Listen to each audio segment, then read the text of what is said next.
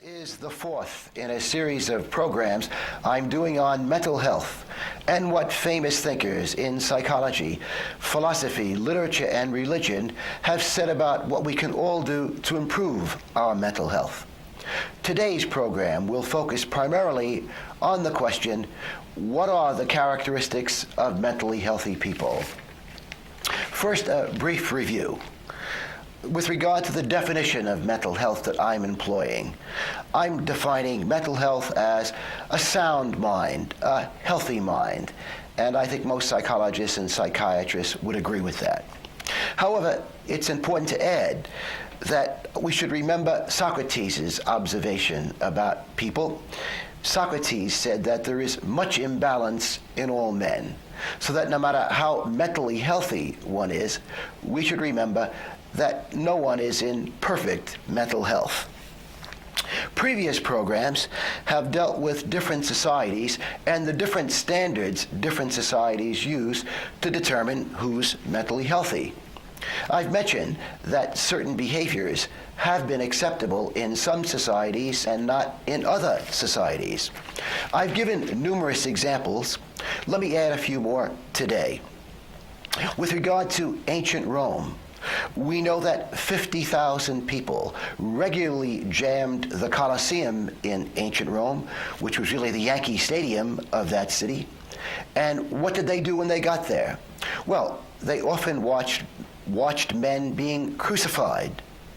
They watched wild animals killing and devouring condemned criminals. And they also watched many animals killing other animals. This, by the way, was considered to be entertainment. Today, if some entertainment agent or promoter suggested something similar for Yankee Stadium, I think it's fair to say that his or her sanity would be questioned. Another example concerns Columbus and the conquistadors who conquered what we now call Latin America. Columbus sailed for Spain, which was arguably the most Christian country in the world. And when Columbus arrived in the New World, he observed that the Indians were a very gentle people. And indeed, in his first letter back to the King and Queen of Spain, he indicated that. But he also indicated that since they were a gentle people, it would be rather easy to enslave them. And Columbus did enslave more than a few of the Indians. In fact, at one time, he enslaved 500 Indians, and later even more. The Indians of Latin America were also exploited. Columbus and his Spanish successors were interested in acquiring gold in Latin America, and they exploited and even brutalized the Indians in their attempts to secure gold. It is interesting that Columbus and Pizarro and other Spanish conquistadors humiliated and wiped out most of the millions of Indians in, again, what is now called Latin America, despite the fact that priests accompanied the Spanish to America, and that one of the missions of the Spanish was to Christianize the Indians. One of our primary sources concerning the brutality of the Spanish comes from a priest, Father de las Casas, wrote about so many of the things he had observed, so much of the inhumane treatment that the Indians suffered at the hands of the Spanish. And if one wants to read a very good book about this, the American expert on Columbus is former Harvard professor Samuel Eliot Morison, who has written a 2-volume study of Columbus, but you can also get an abridged version in paperback. Again, Samuel Eliot Morison, a professor who's an expert on Christopher Columbus. The Spanish saw no contradiction between exploiting and slaughtering Indians and being good Christians. One could enslave, rape, and even kill innocent Indians and be considered to be in good mental health. One final example concerns the United States in the late 19th and early 20th centuries. We know that several thousand black men were lynched in certain parts of the United States, mostly the southern area of the United States. They were hanged without any legal charge or trial. Why so? Well, some of the black men, it was claimed, had allegedly looked at white women in, quote, the wrong way, end of quote. Also, we know that sometimes white people wanted the land of some black people and could not secure it legally, and therefore decided to make certain false accusations against them, lynch them, and then hope to get their land in that way. We know also that the lynching of, again, more than 3,000 black men was considered entertainment by many people. We have postcards based on photographs that some of the people who attended the lynchings took. And if one sees some of these disgusting postcards, one sees that some of the people are smiling. I recall some postcards where adults have children sitting on their shoulders watching the dead man's corpse hanging from a tree. It was just about unheard of, by the way, for any of the white murderers to be punished. One could literally get away with murder and be applauded by one's fellow citizens. And this took place in a country proud of its democracy. One could engage in this kind of behavior, and few people would question the status of one's mental health. Perhaps it was such things that motivated Nobel Prize winner Hermann Hesse to make this observation. The world outside the lunatic asylums is no less weird than the world inside. I also mentioned in previous programs author Ken Kesey's concept of the fog machine. It's a concept he introduced in his very famous book, One Flew Over the Cuckoo's Nest. The fog machine is the act of an individual or groups of individuals, intentionally or unintentionally, confusing and misleading people about what is true. I think it's fair to say the fog machine is often on when it comes to advertising, many television programs, movies, and politics. I also mentioned that Tolstoy, the famous Russian novelist, wrote a book called The Kingdom of God is Within You, a book which is not a novel but rather a social commentary on 19th century Russia, in which he claimed the fog machine was on in Russia. Although he didn't call it the fog machine, he said the people were subjected to state hypnotism, that the people were told in one way or another by the establishment, by the rich landowners and military officials, and government officials, that the existing system in Russia was the best that people could hope for, even though under the existing system, most Russians were very poor, and some, a few, were very rich. What conclusion, perhaps, can we draw from the concept of the fog machine and the concept of state hypnotism?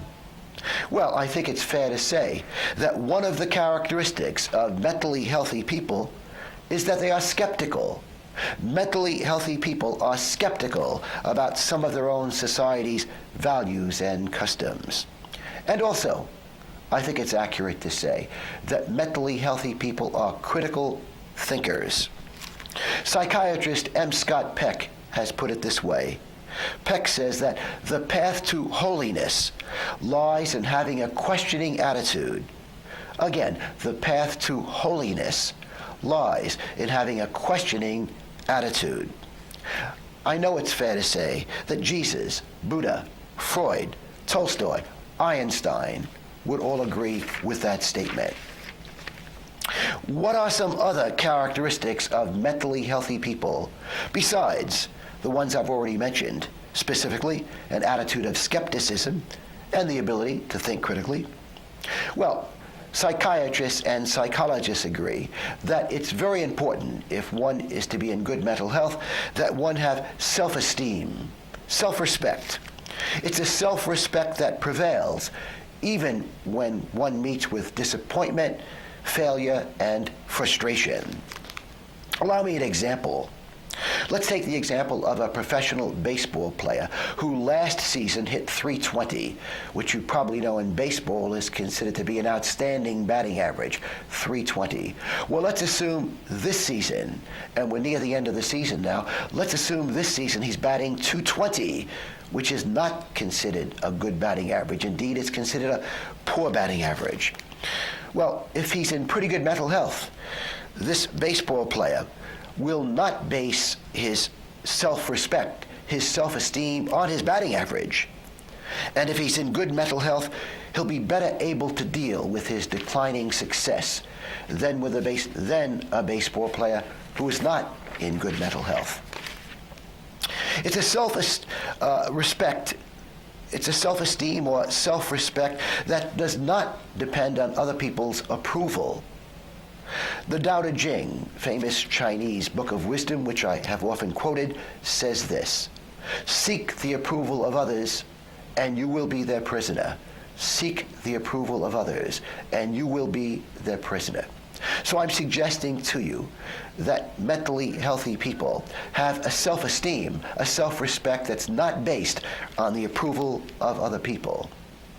Well, what is the attitude of the mentally healthy towards society? Well, I think it's fair to say the mentally healthy believe that the majority is often wrong, and they also believe the majority and society in general can sometimes corrupt people. Indeed, Shakespeare in King Lear has the king talk about this world, and he refers to this world as this stage of fools. Emerson, the great American essayist, put it this way: society everywhere is in conspiracy against the manhood of every one of its members. How does one achieve self-esteem, self-respect? Well, psychiatrist Alfred Adler, one of the most prominent 20th century psychiatrists, said that the main way one should go about achieving self-esteem is by living ethically. Adlerian psychology sees a connection between good mental health and biblical wisdom. Adler believed that whether or not Jesus was God, Jesus was a profound psychologist. Adler believed that besides living ethically, if one wants to achieve good mental health, notably self-respect, it's also important to live in such a way that one tries to make a contribution to society. This could involve doing one's job well, or it could simply involve acts of kindness. You might recall that Anne Frank, perhaps the most famous of Jewish teenagers, in her diary said this: "We can always give something to someone, even if it's only kindness." Psychiatrist Adler has said this, and I'm quoting him: "Mental health appears to be a prerequisite for genuine ethics." Mental health appears to be a prerequisite for genuine ethics. Being ethical, in other words, is a sign of good mental health. I can hear Buddha, Confucius, and Jesus applauding in the background. What have other thinkers said about the path to self-respect? Well, psychiatrist Carl Jung said that if one wants to increase one's self-esteem, it's very important that one engage in the process of individuation, which he also labeled self-cultivation. This involves cultivating what is idiosyncratic in oneself. It means becoming an individual in contrast to a mass man or mass woman. Alan Watts put it very well. Watts said, "Don't let others define you." Here are writer Alan Watts' own words: "For when a man no longer confuses himself with the definition of himself that others have given him, he is at once universal and unique." Again, don't let other people define you. Freud, in talking about the path to more self-esteem, talked about the importance of being a loving person, and also talked about the importance of work in life. Freud believed that even if one is doing work that one is not particularly interested in, the very fact that one is working can be a source of self-esteem. So again, for Freud, loving people and working can be part of the path to greater self-respect. The Buddha believed that one of the important ingredients in the path to greater self-respect involved the process of self-conquest. The Buddha emphasized that we must conquer whatever is negative in us. For example, anger, greed, and lust. And that if we can do this, if we can pretty much conquer the greed, the anger, the lust, and other negative qualities in us, then that's going to help us to feel better about ourselves. How important is self-esteem in cultivating good mental health? Well, Alfred Adler and other psychiatrists and psychologists claim it's pretty much essential. Adler believed that low self-esteem was the central problem of mental illness. Again, Adler believed that low self-esteem was the central problem in mental illness.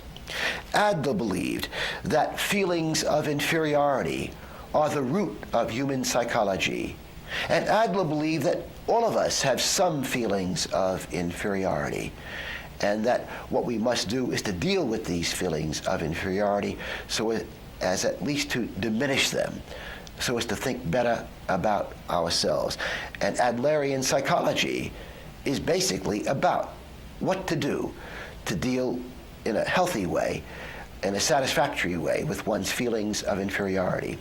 And if you want more illumination about Adler's ideas, I suggest you read his book entitled Understanding Human Nature. It's a very easy book to read, and you can get it in paperback. Again, Alfred Adler's book, Understanding Human Nature, a book about what we can all do to deal with whatever feelings of inferiority we may have.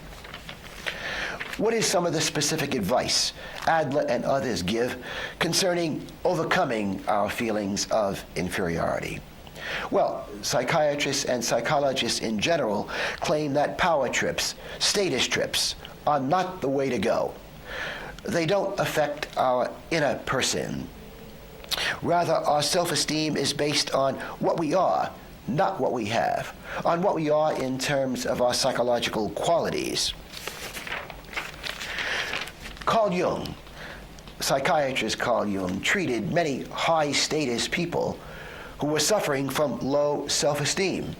Many of his patients were very successful careerists, and Jung came to the conclusion that the reason they had low self-esteem, despite the fact they had high social status, was because of the many trade-offs and compromises they had made in achieving success. And Jung suggested to many of these patients that one of the things they should do if they wanted to cultivate self-esteem was to be true to themselves, was to be an honorable person. That Jung, like Ralph Waldo Emerson, believed it was very important for these patients to cultivate what Emerson called living property. And what's living property? It's sincerity, integrity, compassion, healthy values, knowledge.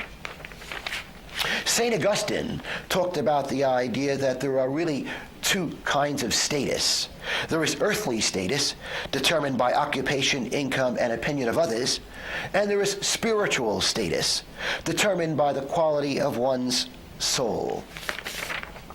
In overcoming feelings of inferiority, it's also important for us to raise this question: whom are we allowing to judge ourselves?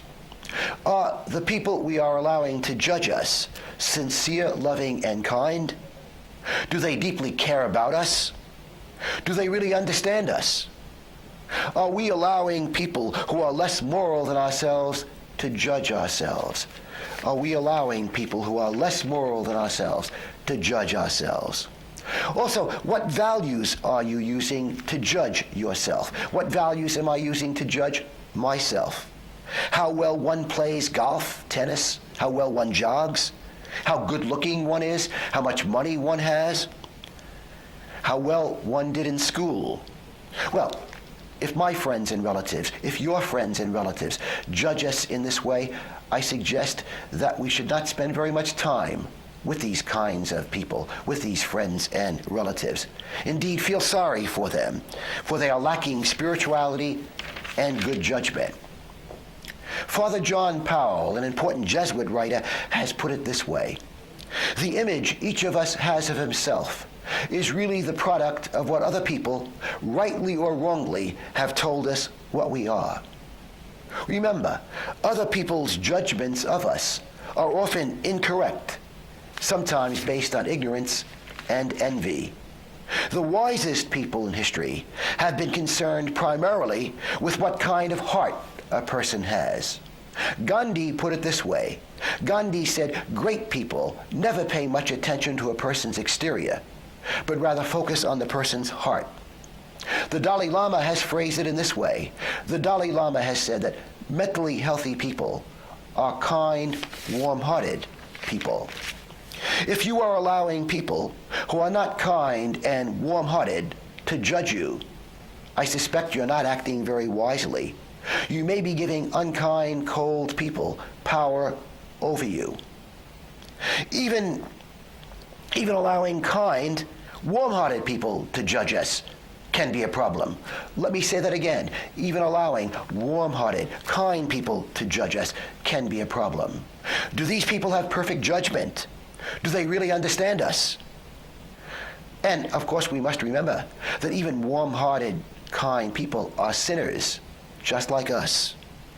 Indeed, Tolstoy said, there is not a person on earth who does not need forgiveness. Of course, this is not to overlook the fact that some people try much harder than others to be decent people. Adler says this about judging other people. Adler says the best standard of measurement in terms of judging others, if we must do this, is the concept of the social feeling or social conscience. Adler uses those terms interchangeably: social feeling, social conscience. And what do they encompass? Well, social feeling encompasses having empathy for people, compassion for people, and treating people justly. Adler would say, if one is empathetic, compassionate, and tries to be just, one is probably in reasonably good mental health. Indeed, writer Joseph Campbell on the subject of compassion has said this. Campbell said that when a child, for the first time in his life, feels compassion for another individual, that's the birth of the child's humanity. And the Buddha said that being kind and just is health promoting. And Jesus talked about loving one's neighbor as oneself. And this, by the way, is good psychology. I mentioned before that Adler believed that in one way or another Jesus was a profound psychologist. The idea is that when we treat people justly, we are doing something to improve our own mental health. We'll feel better about ourselves when we try to be fair to other people. Oh, but you say, if I'm very honest, I may not get the job promotion. If I'm very honest, I may not get the job promotion. I may not make as much money as the dishonest. And if I'm in politics, if I don't sling some mud at my opponent, if I don't tell half-truths about my opponent, I may not get elected. Well, you're correct on all counts. However, have you considered the consequences for the deceitful? Yes, they may get the job promotion. They may win the election. But have you considered what they are doing to their souls? And Adler would add, what they're doing to their mental health. Aristotle said, the unjust can never experience the good feelings that come with being a just person. Again, Aristotle, the unjust can never experience the good feelings that come with being a just person. Sometimes in this world, the apparent winners are really losers. And sometimes in this world, the apparent losers are really winners. But it takes a spiritual vision to see this. You will recall that Jesus, in the Sermon on the Mount, talked about the meek inheriting the earth. He also said this, "Blessed are those who are persecuted for righteousness' sake, for theirs is the kingdom of heaven." I think Thoreau provides a good summary statement concerning the importance of self-esteem and where to get it. Thoreau said this, "What a person thinks of himself, that it is which determines his fate." Question: how common is self-esteem? Well, contemporary psychiatrist Howard Cutler several years ago said this, and I find this kind of shocking. Psychiatrist Cutler said, "Most contemporary psychiatrists believe that self-hatred is rampant in Western culture." And in the 1960s, psychologist Carl Rogers wrote something similar. Psychologist Carl Rogers wrote this, and I'm quoting him, "Most people despise themselves, regard themselves as worthless and unlovable." I found that statement quite shocking when I read it many years ago. I still find it quite shocking. Could that be true? That most people despise themselves and have very low self-esteem? What do you think? One wonders how many warm-hearted, kind people have low self-esteem because the fog machine in society, in the form of advertising, television, movies, have misled them about what standards they should use in judging themselves. So is it possible many kind, warm-hearted people have low self-esteem when they should have very high self-esteem? Now for a summing up. Nobel Prize-winning writer Hermann Hesse said this, "A man who is ill-adjusted to the world, a man who is ill-adjusted to the world is always on the point of finding himself. But a man who is well-adjusted to the world never finds himself, but gets to be a cabinet minister." Finally, Henry David Thoreau reminds us that we are all artists. In Walden, Thoreau penned the following words, "To affect the quality of the day, that is the highest of arts."